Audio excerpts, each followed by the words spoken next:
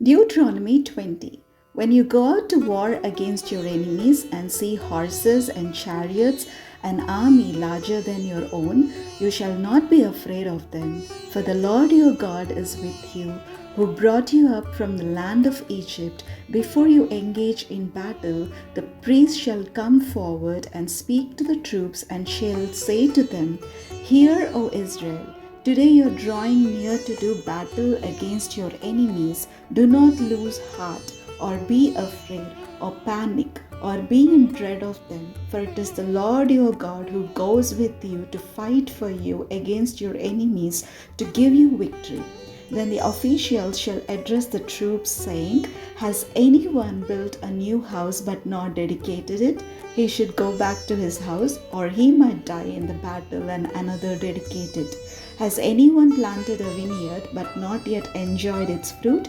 He should go back to his house, or he might die in the battle and another be first to enjoy its fruit. Has anyone become engaged to a woman but not yet married her? He should go back to his house, or he might die in the battle and another marry her.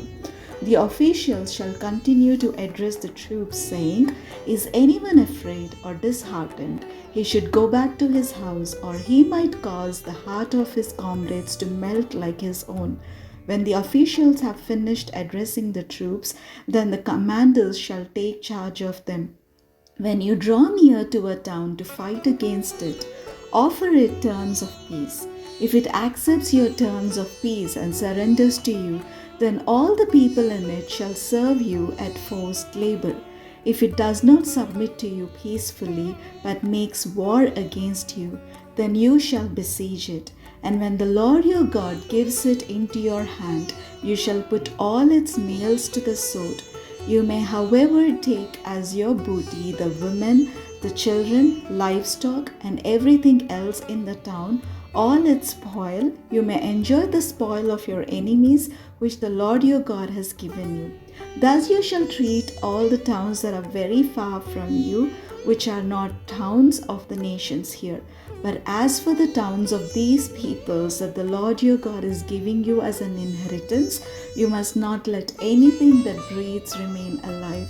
You shall annihilate them, the Hittites and the Amorites, the Canaanites and the Perizzites, the Hivites and the Jebusites, just as the Lord your God has commanded, so that they may not teach you to do all the abhorrent things that they do for their gods, and you thus sin against the Lord your God. If you besiege a town for a long time, making war against it in order to take it, you must not destroy its trees by wielding an axe against them. Although you may take food from them, you must not cut them down. Are trees in the field human beings that they should come under siege from you? You may destroy only the trees that you know do not produce food. You may cut them down for use in building siege works against the town that makes war with you until it falls. Deuteronomy 21. If in the land that the Lord your God is giving you to possess, a body is found lying in open country, and it is not known who struck the person down, then your elders and your judges shall come out to measure the distances to the towns that are near the body.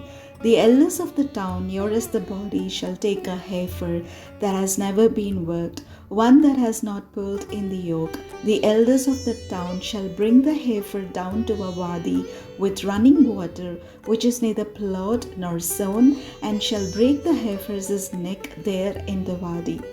Then the priests, the sons of Levi, shall come forward, for the Lord your God has chosen them to minister to him and to pronounce blessings in the name of the Lord, and by their decision all cases of dispute and assault shall be settled.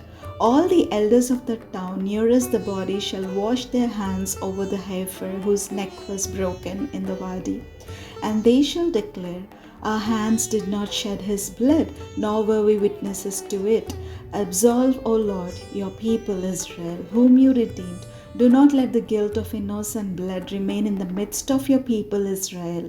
Then they will be absolved of blood guilt. So you shall purge the guilt of innocent blood from your midst, because you must do what is right in the sight of the Lord.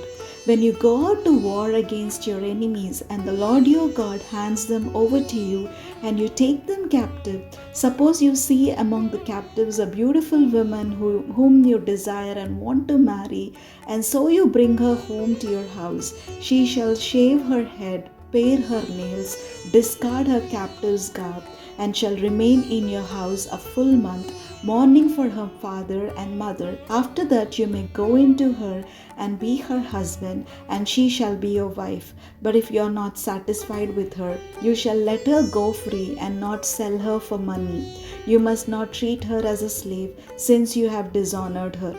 If a man has two wives, one of them loved and the other disliked, and if both the loved and the disliked have borne him sons, the firstborn being the son of the one who is disliked, then on the day when he wills his possessions to his sons, he is not permitted to treat the son of the loved as the firstborn in preference to the son of the disliked who is the firstborn. He must acknowledge as firstborn the son of the one who is disliked, giving him a double portion of all that he has, since he is the first issue of his virility. The right of the firstborn is his. If someone has a stubborn and rebellious son who will not obey his father and mother, who does not heed them when they discipline him, then his father and his mother shall take hold of him and bring him out to the elders of his town at the gate of that place. They shall say to the elders of his town, "This son of ours is stubborn and rebellious. He will not obey us. He is a glutton and a drunkard." Then all the men of the town shall stone him to death. So you shall purge the evil from your midst, and all Israel will hear and be afraid. When someone is convicted of a crime punishable by death and is executed, and you hang him on a tree, his corpse must not remain all night upon the tree. You shall bury him that same day, for anyone hung on a tree is under God's curse. You must not defile the land that the Lord your God is giving you for possession.